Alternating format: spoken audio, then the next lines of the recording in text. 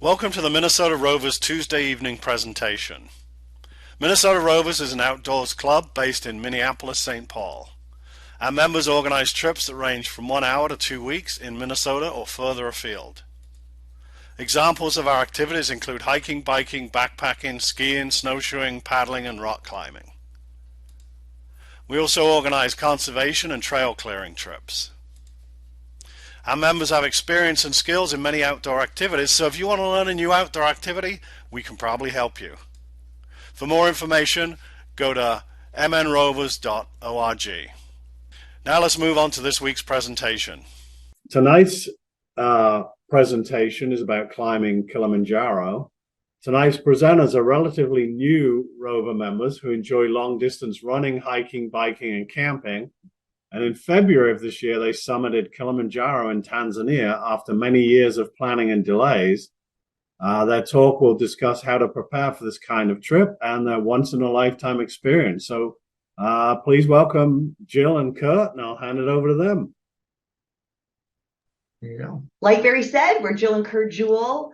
We're here to tell you about our adventure to summit Kilimanjaro that we did in February of 2023. It was a trip that, like Barry mentioned, we had some delays in taking on this adventure. One of which was COVID, which we've all, I imagine, had some delays with the trips due to COVID. But we're excited. We were excited that we finally got to do the trip. There you go. Okay. And actually, so if you have any questions, we thought if you could post it in the chat, I'll be monitoring the chat and then we'll bring it up for you. Yeah, great. Thanks. So what gave us the idea to do this trip? We had some friends that were in their 60s, and they do a lot of what I would consider adventure travel all over the world. And they were telling us about their climb of Kilimanjaro. And they explained to us how you don't need to be an expert climber to do Kilimanjaro. It's like just one nice long hike. And so we were intrigued. We're relatively fit. We run, we bike.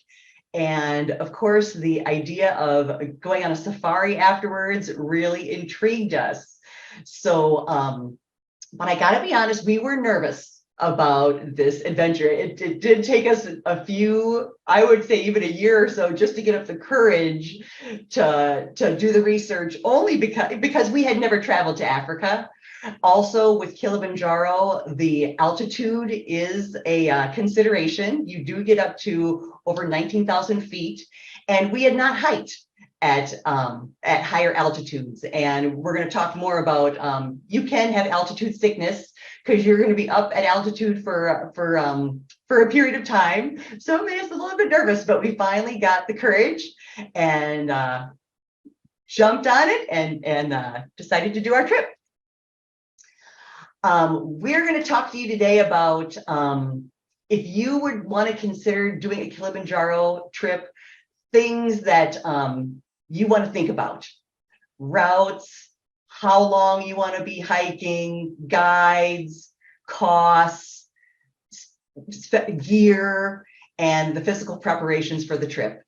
Before we move on, I'll just comment on this picture. This is the group that we hiked with. Kurt and I are over on the right. And our guide was based out of Minnesota.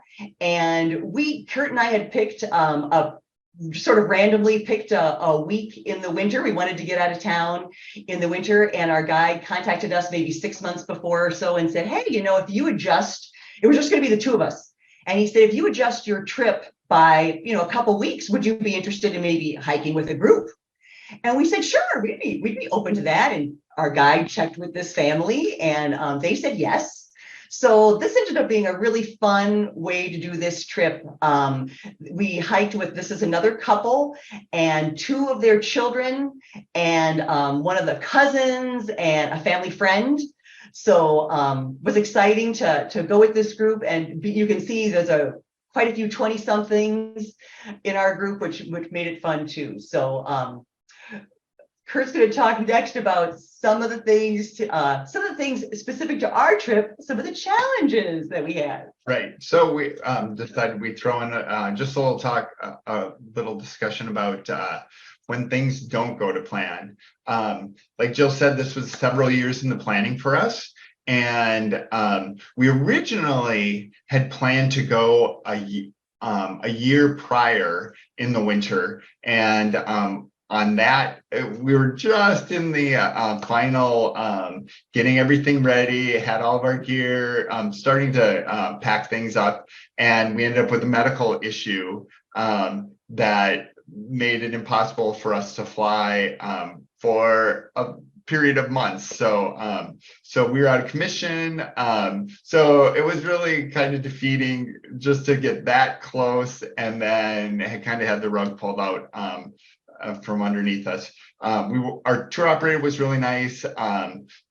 We actually got all of our money back except for a small chunk that we were able to move ahead to the next year and reuse. So that so it did actually work out well for us, but it was psychologically it was tough. And if you look at some of the items on this list, they all kind of physical and psychological. So then when this past year when we actually did go, we've been really good, and 14 days out we both came down with COVID, so for the first time, only time, and fortunately for us it was a not a bad we didn't have bad cases, but it was, here we are 2 weeks out, are we going to be able to go yet again?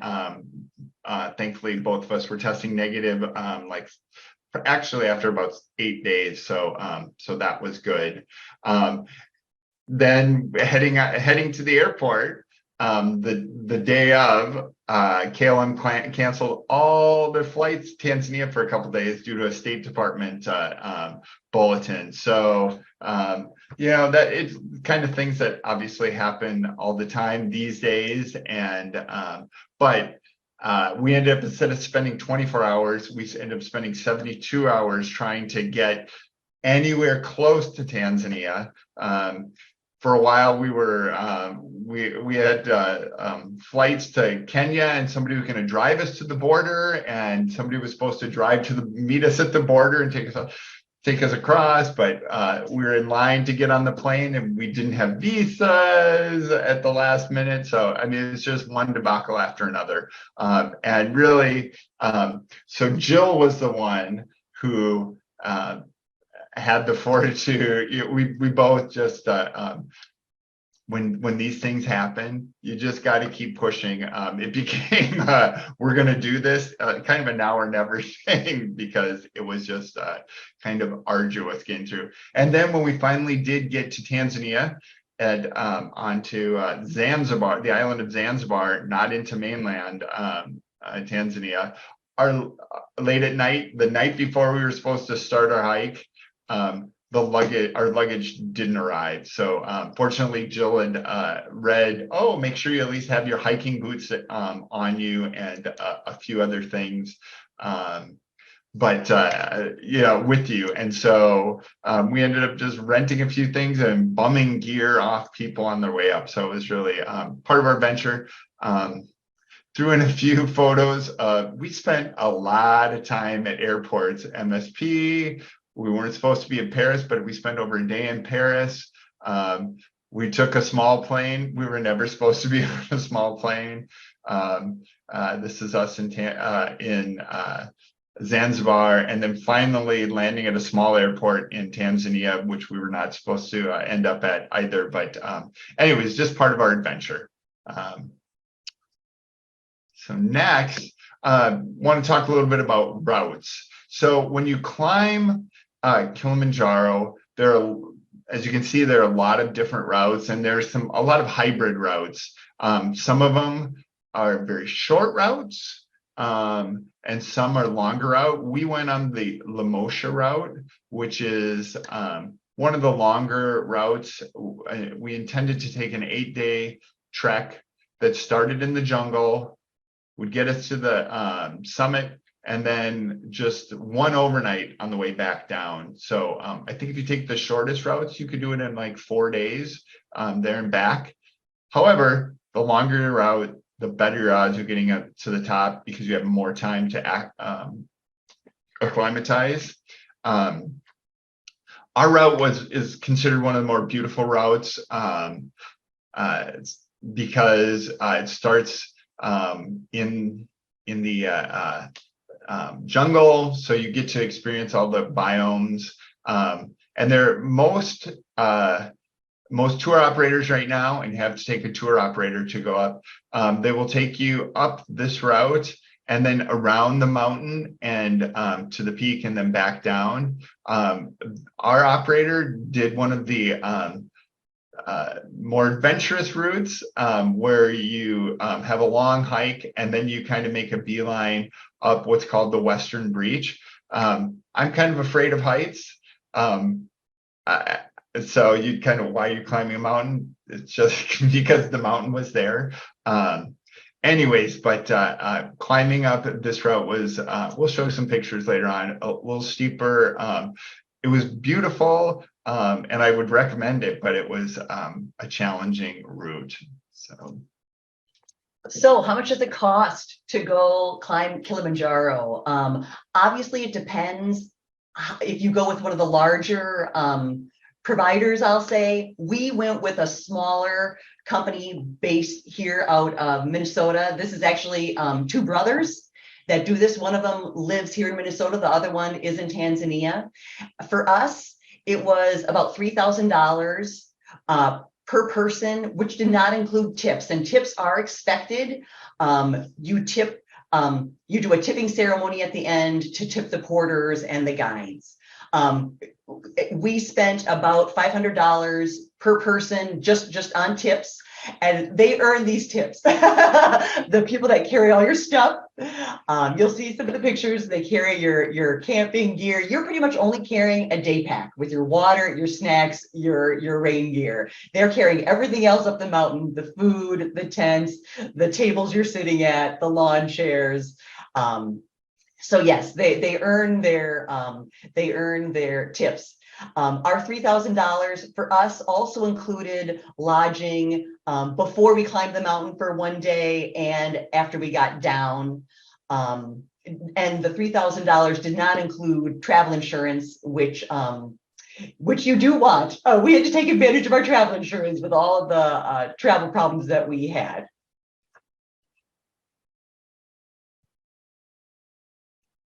And want to talk a little bit about our guides. In order to climb Kilimanjaro, you need to hire a official guide. So you need an official tour operator, and then they pull from a pool of porters that work the mountain. Somebody just posted 44 porters. Yep. So the number of porters depends on the number of people they're supporting, and there were 9 people in our group, as well as the weight of all your gear. We probably got by a little cheap because at the start of our trip we had no gear basically, or very little. So you can see Jill talked about Detasso was our guide company. That was fun. So they also, it depends on your group, your group may or may not bring up their own porta potties. I think we have some pictures later on. Definitely you want to pay a little bit extra if it's required to bring up the porta potties. We'll talk about the sketchy. There are kind of pit toilets up on the mountain, but I went into one, and I'm glad I only had to go into one. I'm glad I made it back out of the porta potty on the way. And you definitely want to choose guide that have all the safety gear, all the training, carry oxygen. Nobody in our group ended up needing oxygen, but at one point another group was climbing next to us, and they asked our guides, do you have oxygen? Because we have a person in trouble. So anyways, the guides, the porters, wonderful people doing amazing, definitely amazing work. With our group, we each had our own porter that were responsible for our tents, and so two people who would set up our tent, our bags, everything. We were treated really well. And actually, one gentleman, this gentleman, he would help me on with my gaiters every day. Because I know invariably I'd get him on the wrong foot, and he's like, no, take them off, and he'd put them on for me. So I felt a little like the queen or the king now, I guess. But yeah, wonderful people, and it's great if you can get to know people, the porters along the way.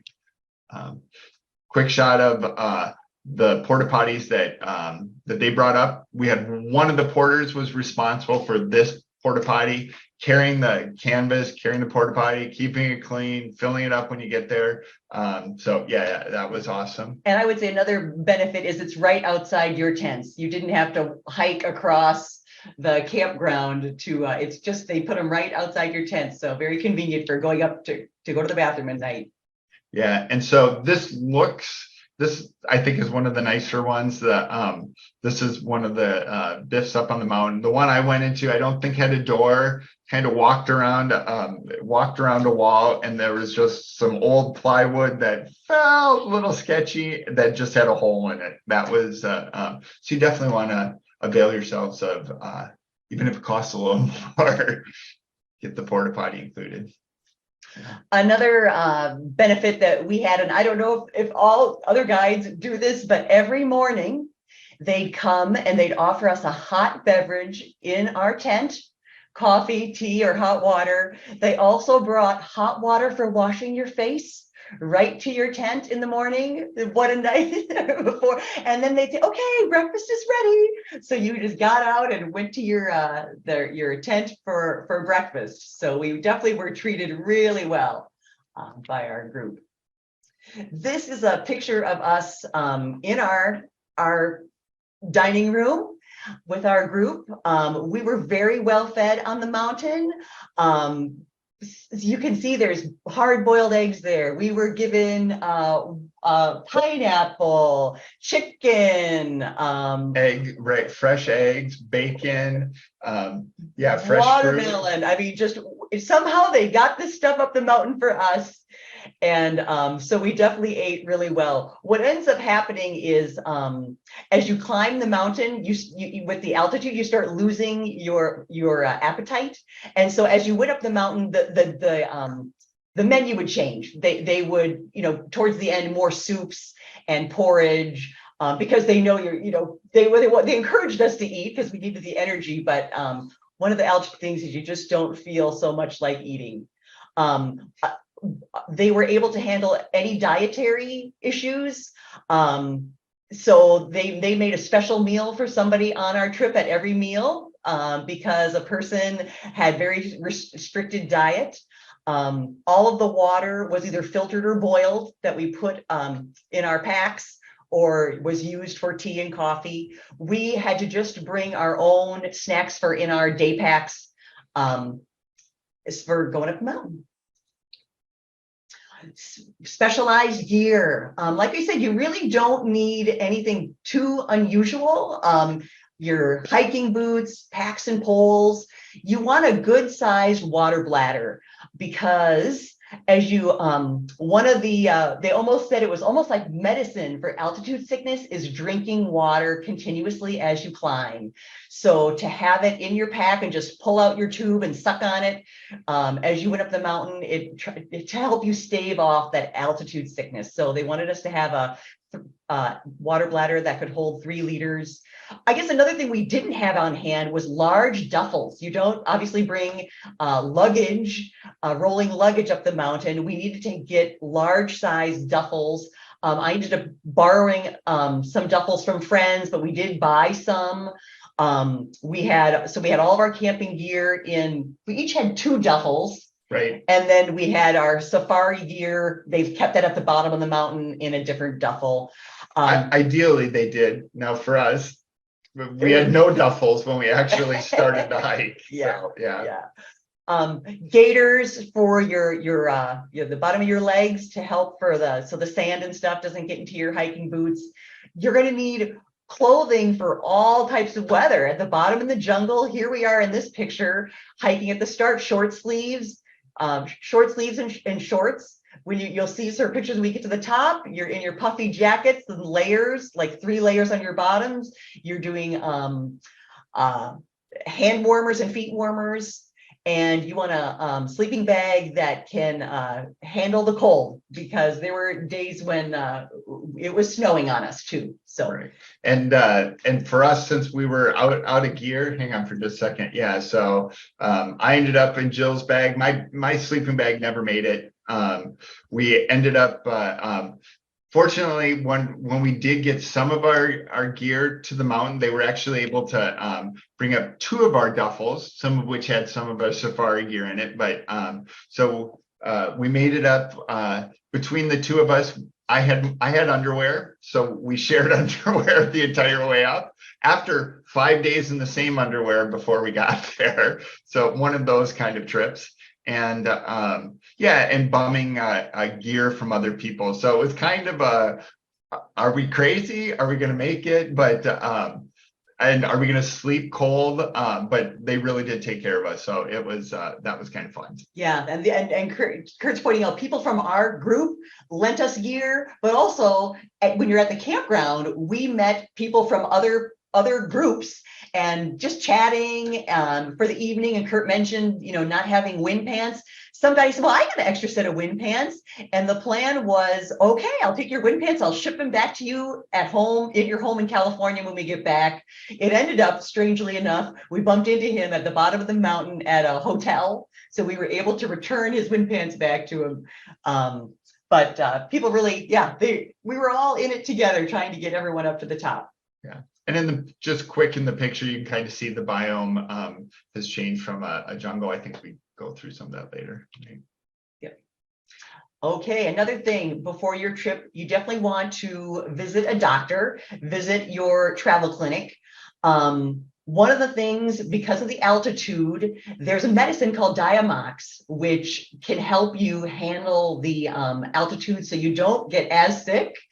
And we definitely recommended we had some people on our trip, they're like, oh, maybe I'll try not to take the Diamox. I'm from Colorado. Well, the guides were like, no, you should start taking the Diamox today. And people did. Medicine for traveler's diarrhea. A couple people on our trip needed to use the traveler's diarrhea medicine. So if they offer that to you, take it.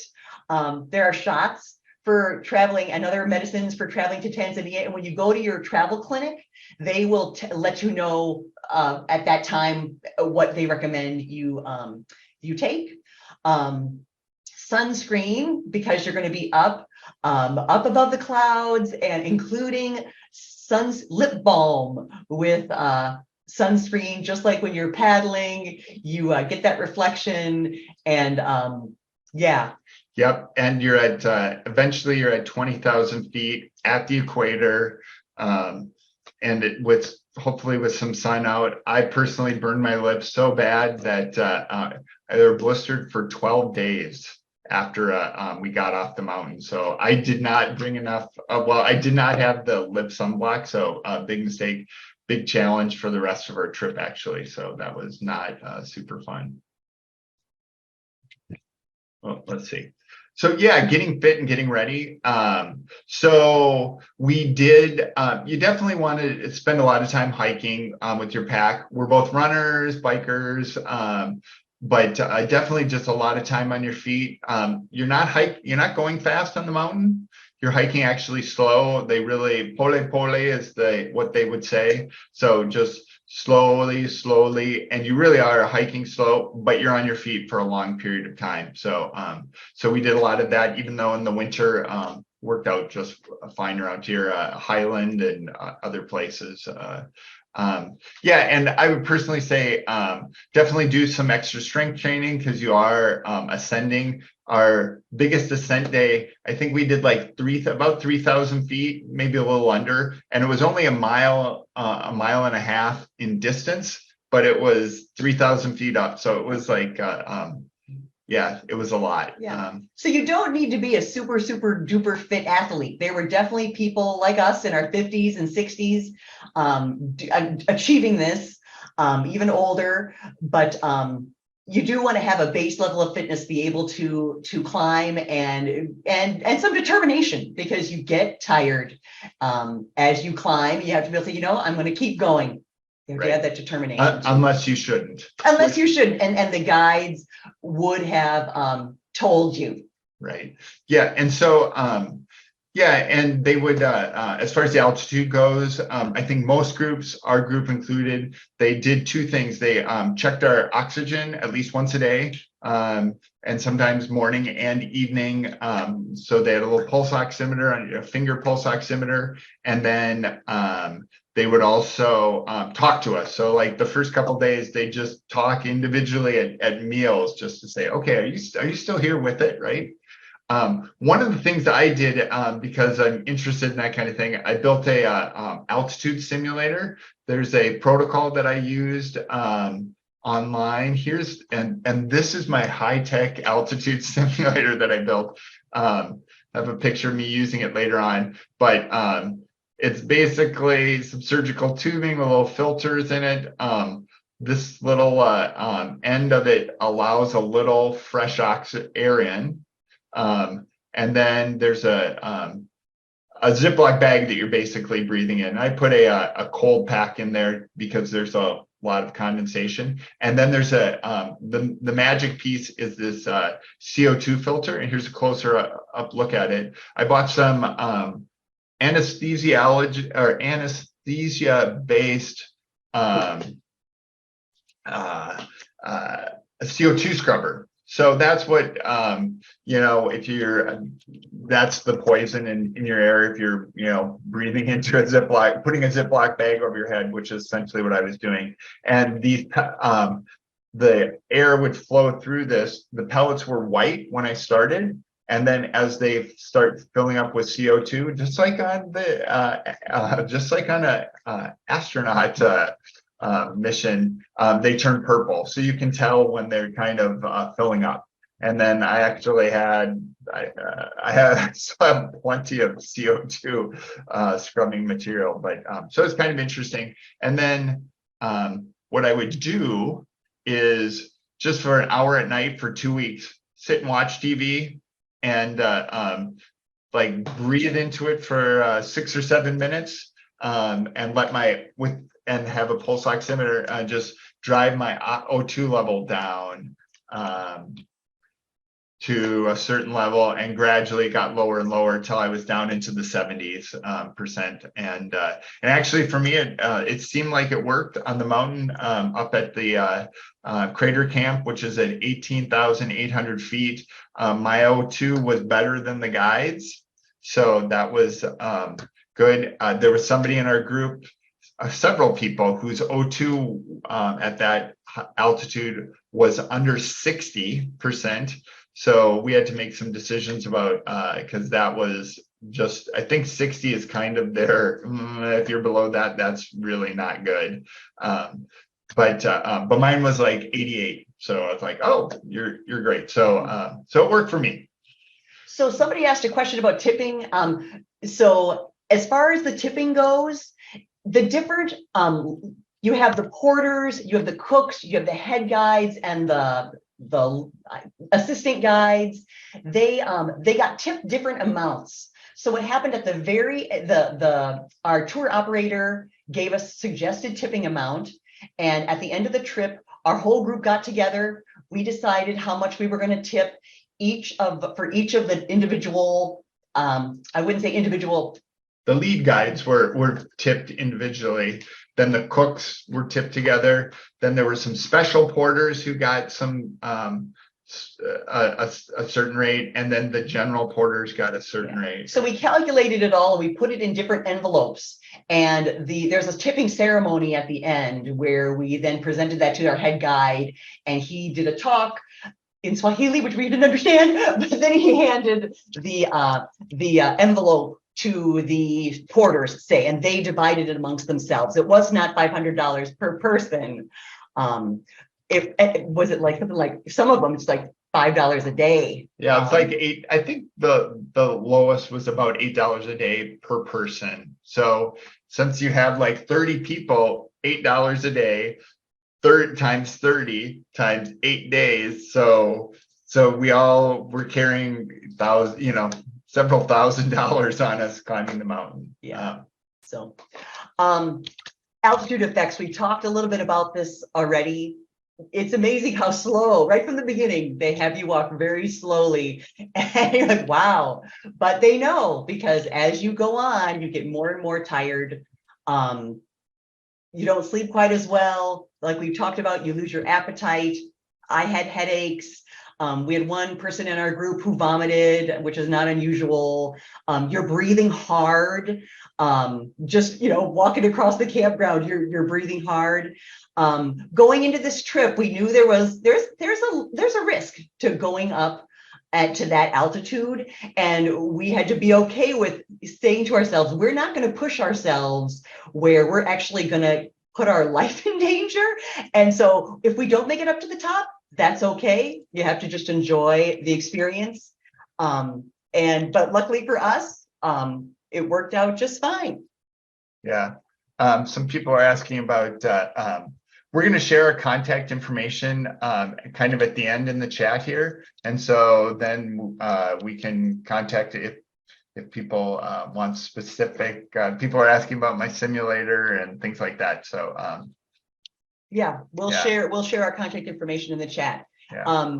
Here's a picture of us above the clouds. One of the reasons to do this kind of trip is just amazing, to be up above the clouds on Kilimanjaro. Pretty awesome. Sorry. Yeah. There we go. Okay, so some of the wonderful things, of course, we'll show you some pictures how you go from jungle all the way up through the snow and the rocks to the into the crater where it's like you're on the moon, and then of course to the summit, to that spot to take that picture. Terrific people. It's an achievement. And we ended up doing a 4-day safari afterwards. We did not do that with our group. We did that separately on our own, which was definitely a highlight of this trip as well for us. Yeah. Yep. Here is Kilimanjaro in the distance. Yeah, our on this route, I think they say if you did the full route, it's like 49 kilometers to get to the peak from where we started.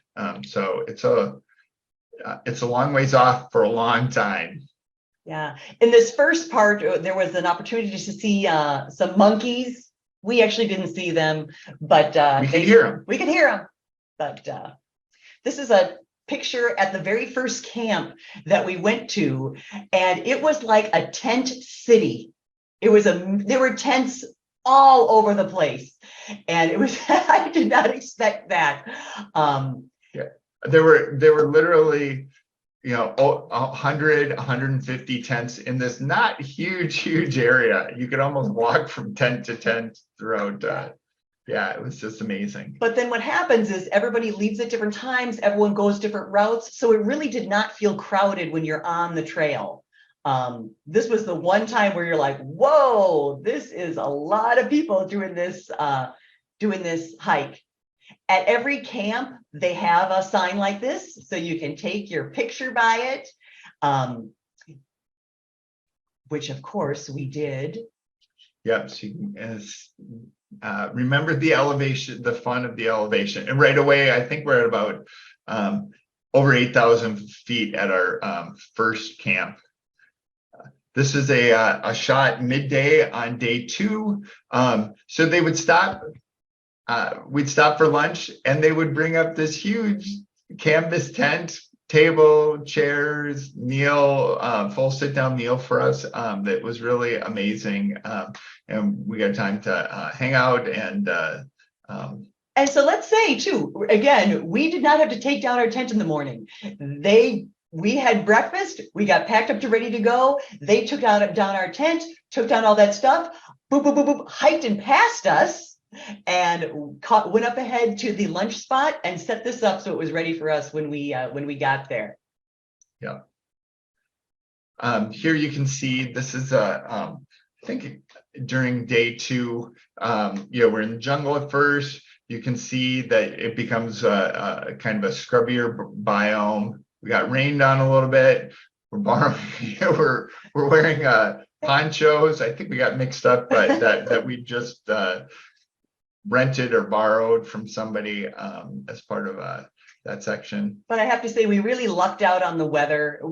I think we had a little sprinkle a couple times. We did not get hard pouring rain. One of the reasons, so the time of year that we chose was a drier season. So we chose January, February because we wanted to get out of town, but also because it is dry.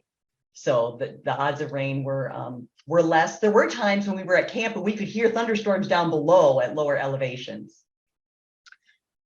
Yeah, so this is on kind of around our third-ish, fourth day. You can see, you're up in the you literally are up in the clouds with some fog around. Mountains still a long ways off, but some gorgeous views. We've heard stories of people. It can be very windy. It can be really rainy up there, which can derail your trip and not, keep you from summiting. So. Oh, and I want to point out though, I don't know if you can see the gentleman in the picture on the right. He's looking at his phone. There was some ability to cell coverage pretty much all the way up the mountain. It was hit and miss, but the guides knew, oh yeah, if you go stand over here, people were going to send pictures and texts to their family while they were summiting Kilimanjaro. It was pretty amazing. Yep. And yeah, usually it would be near camp.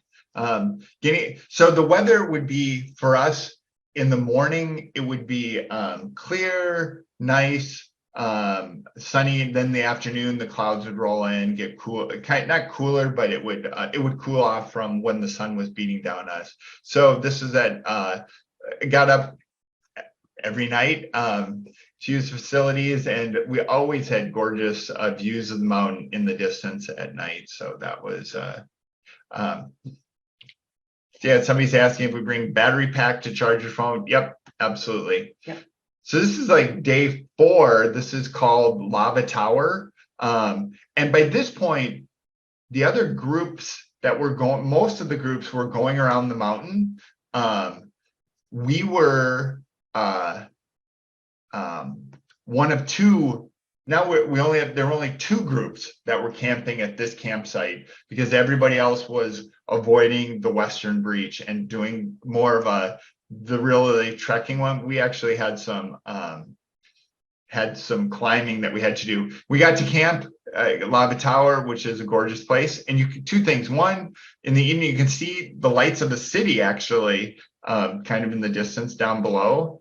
And we got to camp. We laid down for a little while, woke up, we had an inch or 2 of snow. So this was what turned out to be our the night before we summited at Arrow Glacier Camp. So I believe, yeah, so instead of going around the mountain and having kind of a hiking path, we ended up kind of snaking our way up the Western Breach through here, which was it was not, it was probably in the brochure, but I missed that part.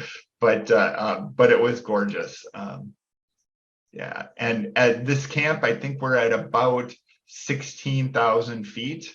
And just if you're heading directly up, it's really only to the crater. Like I said, it's like 1.5 miles, but 3,000 feet straight up. This was before, I think the day before still. So just more hiking. Yeah. Yeah. When you're hiking the Western Breach route, you can see we're wearing helmets, and that's for safety because you are scrambling using your hands and crawling, reaching and climbing up. And so there is the possibility that rocks could come down. You see we're wearing headlamps. We had to start at about 5 a.m. And one of the reasons you do that is because they want to make sure those rocks are frozen on the landscape, because when the sun starts hitting them later in the day, that's when the rocks can, really fall down and kill you. So, so you wear helmets and headlamps. And here we are on the hiking the Western Breach. They provided the helmets. Yes, someone asked. And so this was definitely, you're tired. You have to think before you put your foot down or pull yourself up on a rock. I'm not afraid of heights, and I was a little nervous this day. The other thing I want to point out is if you look on the left-hand picture in the bottom corner, you can see one of the guides, what's he's doing, or the porters, they had to carry all of our stuff up that Western Breach. Pretty amazing. They earned that money. Exactly. That we tipped them afterwards. Yeah, and you can see that's Lava Tower, I believe, in the background. Yeah, so that's Arrow Glacier. And then at the top of the Western Breach, you just kind of come up over the lip. The Western Breach is kind of where the mountain is a volcanic mountain, and the lava kind of had spilled over the Western Breach and down. And so once you get up top, then you're actually in the crater. And so this is at 18.8, and you really just have an hour left to go to get to the final bit up the summit. We were supposed to camp at 18.8 and then summit in the morning. And didn't quite work out that way because, as I mentioned earlier, a few people had low O2, so we had to decide, do they go down or do we all keep going? And we decided to keep going. At the Arrow Glacier camp, obviously it's the glacier, was one of the wonderful things to see. This glacier is receding. I don't know how many more years it's going to be there, not many. So of course we took the opportunity to slowly walk over there and take some pictures of the Arrow Glacier. Kurt, do you want to talk about, someone asked about sleeping bags and sleeping pads? Yep. Yeah. So as far as gear goes, you definitely want kind of a 0-degree bag. I ended up buying a brand new, colder than 0-degree. I have Renaud, so I was really nervous about the cold. And my sleeping bag did not make it. It made it to the safari, but it did not make it up the mountain. But definitely having a good good pad, good sleeping bag. And I have to say, the sleeping bag liner made a big difference too. It gives you another, 5-10 degrees of warmth. Another benefit of I don't know, again, if other guides do this, but on the cold nights, everybody in our camp gave the guides our Nalgene bottles, and we got hot water bottles in our tent at night to put in our sleeping bags to help keep us warm. That was very nice. Right. And then, so like I said, we were at, I'm going to pop back here. So we were supposed to camp right here at the base and then up the snowpack, hike the next morning. It was supposed to be a sunrise hike, and it was a full moon. Turned out we decided, even though we've been hiking since 5 in the morning, to finish it up and do it in midday. It turned out to be great for us. We ended up with great weather, as you can see, and we were the only ones on the top of the mountain. So that was just excellent. We could take as long as we wanted to take pictures. Because it can get crowded up there. We heard that if we had done our original plan and hike first thing in the morning, which a lot of people like to do, we had heard that next morning it was crazy busy by this sign and everybody wants to get their picture. Yeah, we sort of lucked out. We got up there in the middle of the day, got to take our time and take our pictures. We hung out maybe 20 minutes. And then you got to hike down, which is something that's a challenge too. We hike down a different way. We don't hike down the same way that we hiked up. And the trail on the way down is about 2 inches of, I would say it was like a gravelly sand.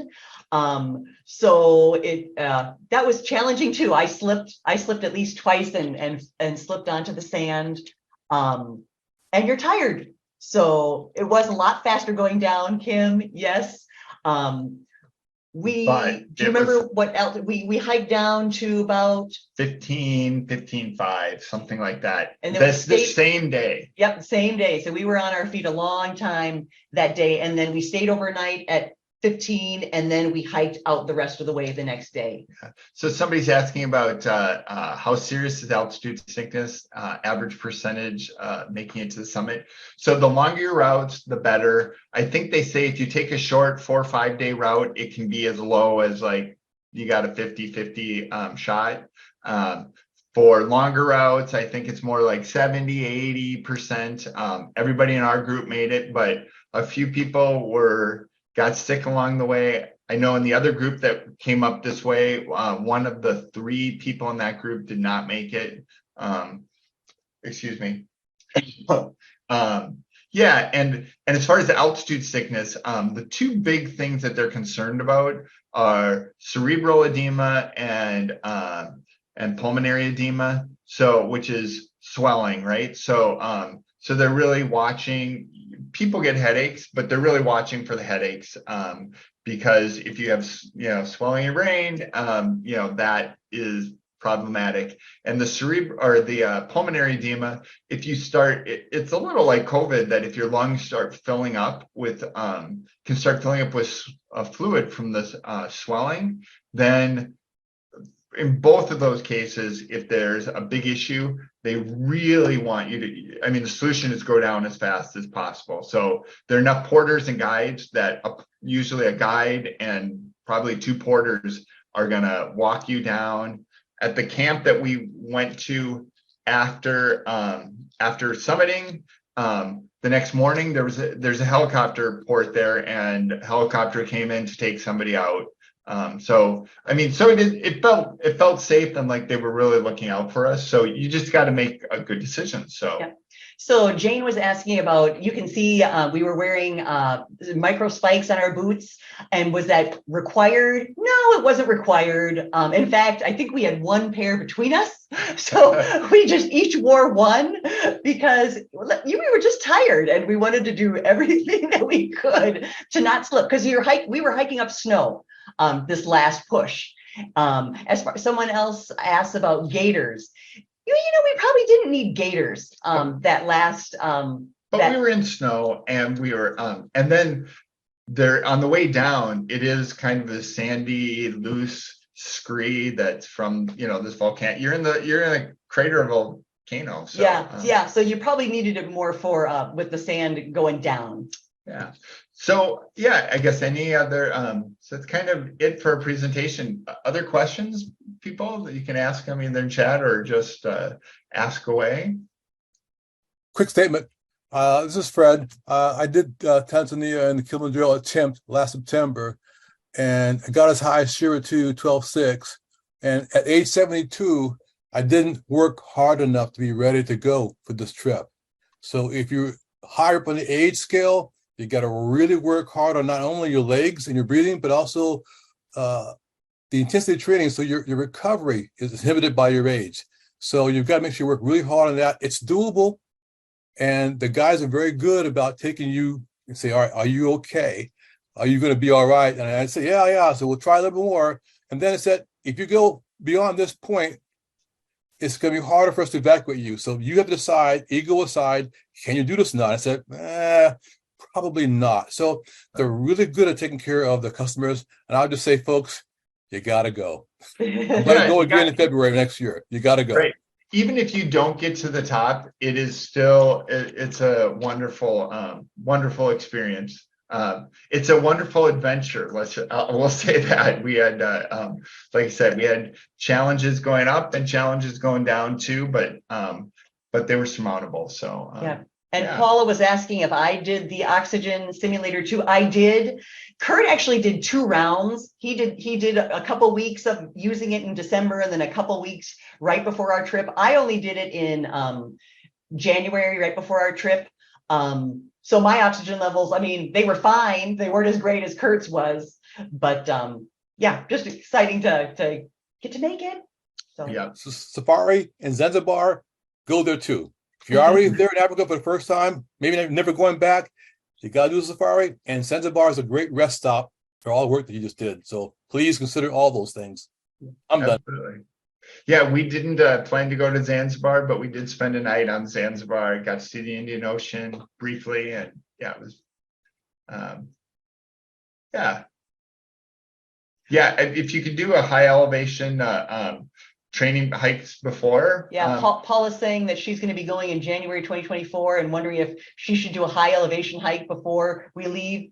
Yeah, in fact, the other family that went with us, that was one of the things that they did. They had the finances that they could, we're going to go to Colorado and do some hiking for a weekend, 3 weeks before the trip. If you can do it, awesome.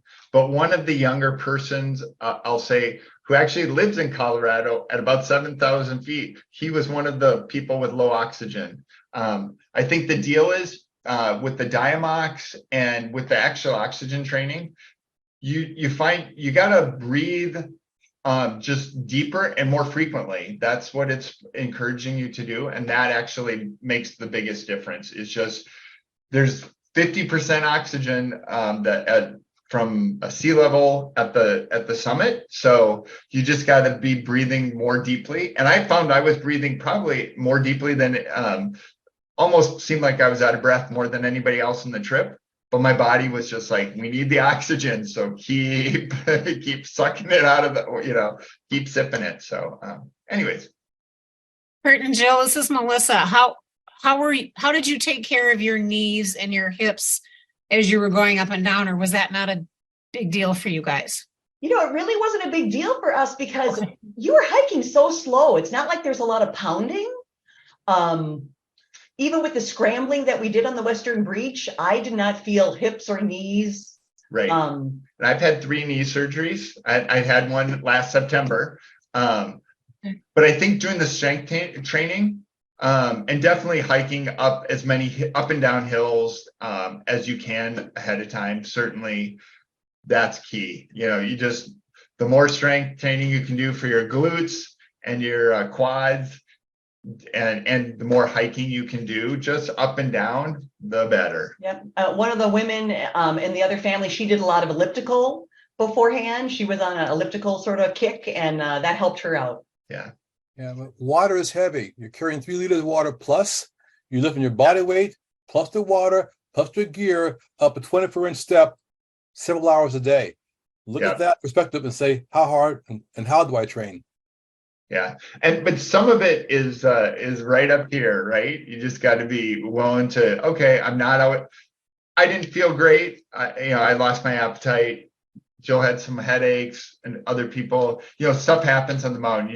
And as long as it's reasonable, you just got to say, okay, it's part of the deal. And psychologically, I'm going to keep going, right? That's as long as it's safe.